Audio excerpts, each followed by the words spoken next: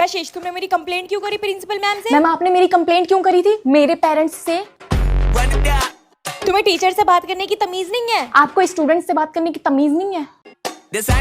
Teachers को इज्जत दिया करो। टीचर्स इज्जत के काबिल भी तो हो। बस जवाब देने में सबसे आगे और पढ़ाई करने में सबसे ज्यादा पीछे। आप भी तो बच्चों को मारने में आगे हो और पढ़ाने में सबसे पीछे। और तुम कभी भी मॉनिटर की बात क्यों नहीं सुनती? मेरे पेरेंट्स पढ़ने के लिए भेजते हैं, मॉनिटर्स की बातें सुनने के लिए नहीं। वाटर जाना तो चलो ठीक है, पर हर पीरियड में तुम्हें टॉयलेट जाने की क्या जरूरत है? मैम मुझे ना टॉयलेट की जरूरत पड़ती है, आपकी तरह मैं मुंह से नहीं हकती। जाओ अच्छा क्लास में जाके पढ़ाई करो। आप पढ़ने दोगे?